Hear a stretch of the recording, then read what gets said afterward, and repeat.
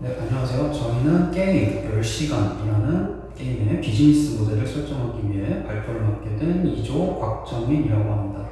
저희가 만든 이 10시간이라는 게임은 기본적으로 공포, 스릴러 장르의 게임을 만들려고 하는데요. 먼저 왜 조금 더 마이너한 그런 모바일 게임도 아니고 온라인 게임도 아닌 이런 장르를 선정을 했는지에 대해서는 한국 시장과 해외 게임 업계 시장의 차이 때문입니다.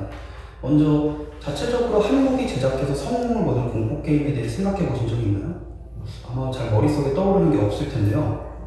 물론 자체적으로도 한국이 2003년에 나왔던 화이트데이, 피처폰 게임이었던 검은방 시리즈, 또 스팀 게임이었던 아라가와 같이 자체적으로 제작한 공포 게임이 아예 없었던 건 아니지만 모두 상업적으로 크게 성공을 거두지는 못했는데요. 먼저 화이트데이의 경우에는 그 당시 게임 시장에 만연했던 복돌 문제를 대처하지 못해서 흥행적으로 실패를 했고, 검은방 시리즈 역시 스마트폰이 아닌 피처폰 게임의 특성상 어느 정도 한계에 부딪혔습니다. 아라가의 경우에도 공포성 면에서는 호평을 받았지만 최적화 그리고 버그에서 다양한 문제점으로 인해 호평을 받았습니다. 이렇게 한국 게임에서도 특히 그 공포 장르의 계열에서는 별다른 성과를 거두지 못하고 있다, 이렇게 봐도 될 것 같고요. 하지만 해외 공포 게임의 경우에는 조금 성과가 다릅니다. 먼저 2D 찌꾸루 장르 혹은 1인칭, 3인칭 호러 장르에서도 다양한 게임들을 만들어내고 있는데요. 먼저 자체적으로 미디어화되어서 영화화까지 될 예정인 프레디의 피자 가게 시리즈, 혹은 일본의 1인칭 공포 게임인 그림자 복도, 그리고 3인칭 게임인 아울라스트, 모두 유명한 스트리머가 한 번씩은 꼭 해보는 그런 유명한 공포 게임이고요. 흥행적으로도 상업적으로도 큰 성공을 거두었다라는 차이점이 있습니다. 이렇게 해외 시장과 한국 시장의 게임 업계를 비교해 볼 때 분명히 한국의 게임 공포 장르에는 분명히 열악한 부분이 있는 것이 맞고요. 저희는 이러한 것들을 보완하기 위해 자체적으로 프랜차이즈화할 수 있는 게임을 구상하는 것이 저희의 목표입니다.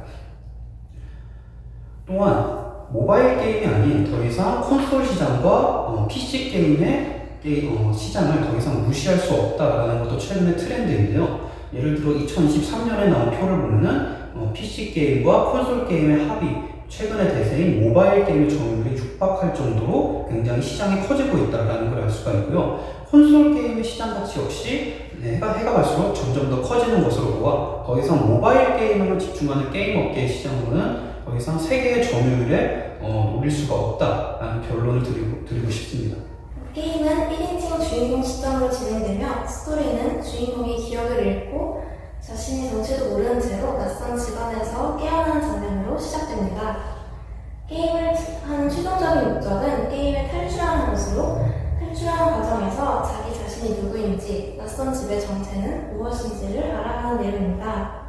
게임을 플레이하는 과정에서 괴물의 추격, 퍼즐적인 요소, 텔레포트 등의 비현실적인 요소를 넣어 기존의 방탈출에서는 볼 수 없었던 장치들 연출을 추가하여 재미와 몰입감을 더하려고 합니다. 또한 플레이어는 괴물에 맞서 대응을 할 수 없고 숨거나 도망만 갈 수 있도록 설정하여 공포감과 스릴감을 느낄 수 있도록 하려고 할 것입니다. 게임은 실제 시간과 게임 속의 시간이 동일하게 10시간으로 제한되어 설정할 것입니다. 이를 통해 탈출하려는 의지와 긴장감을 더하려고 합니다.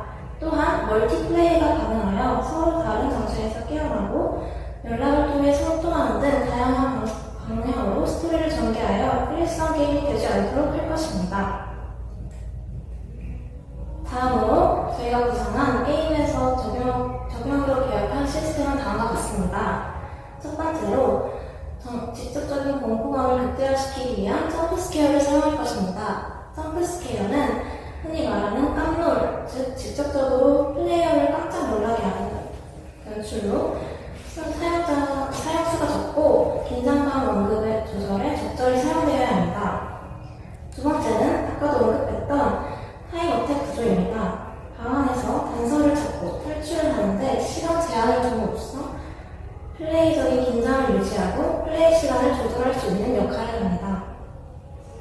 세 번째는 방탈출에서 찾아볼 수 있는 퍼즐 요소로 도구를 사용하거나 제공한 단서를 조합하여 비밀번호를 푸는 등 탈출 과정에서 퍼즐적인 요소를 넣어 방탈출과 같은 느낌을 느낄 수 있도록 하겠습니다.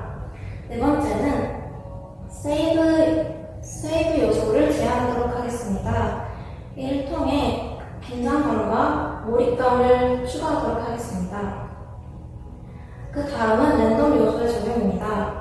게임을 반복해서 플레이할 때 같은 단서를 찾는 과정에서 플레이어가 느끼는 지루함을 줄이기 위해 단서의 위치와 내용을 랜덤으로 적용하여 본 게임을 일회성 게임에 그치지 않도록 할 것입니다.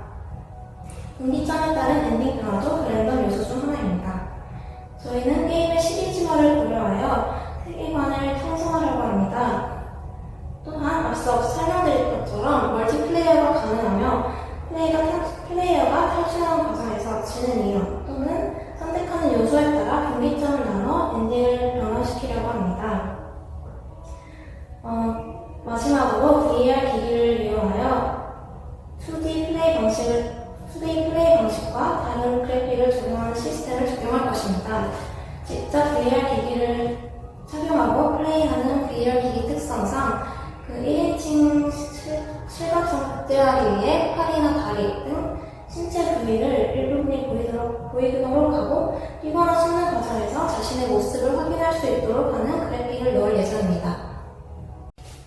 네, 다음으로는 기존 게임과의 차별점을 말씀드리고자 하는데요. 앞서 말씀드린 시스템에는 기존 게임에 많이 가지고 있는 특성들이 많은데 저희가 이번에 구상하고자 하는 게임에는 이러한 세 가지의 차별점이 있습니다. 첫 번째로 현실감 증폭인데요. 저희는 개인이 가지고 있는 모바일 디바이스를 활용하여 플레이하고자 합니다. 여러 힌트를 얻을 때 모바일 디바이스를 통해 문자가 온다든지 한 형식으로 현실에서도 정말 이 게임이 조성되는 것처럼 그렇게 현실감을 늘리고자 하고 신체 일부분의 그래픽화로 몰입도가 증가될 수 있는데 앞서 말씀드린 것처럼 팔이나 다리 일부가 그래픽 안에 보임으로써 현실감이 더욱 증폭될 수 있습니다. 네, 두 번째로 오프라인 방탈출 요소를 보완하고자 하는데요. 저희는 기본적인 오프라인 방탈출 시스템에 추가하여서 오프라인에 즐길 수 없는 그래픽적인 요소를 많이 추가하고자 합니다. 힌트를 얻을 때나 조금 더 3D적인 요소가 가미됨으로써 앞서 말씀드린 현실감이 증폭되고 조금 더 몰입도 있는 그런 플레이가 가능할 것입니다. 네, 마지막으로 멀티플레이가 가능한 것인데요.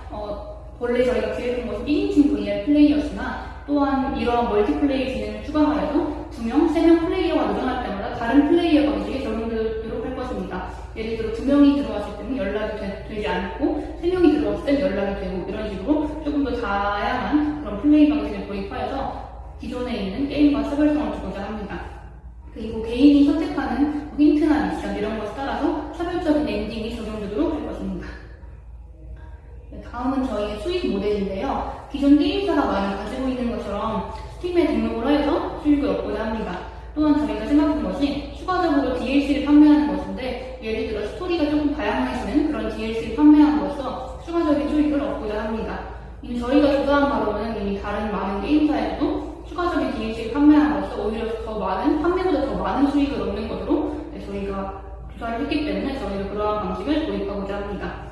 또한 2D 버전을 등록하여서 3D나 VR 같은 그런 업그레이드 모델 말고도 조금 더 라이트한 버전을 등록해서 많은 소비자들이 더 즐길 수 있도록 그렇게 수익 모델을 구상을 했습니다. 네, 또한 VR 다중 플랫폼 체제로 수익을 얻고자 하는데요. 스팀 VR, 오큘러스, 플레이스테이션 이런 세 가지 플랫폼을 통해 수익을 얻고자 합니다.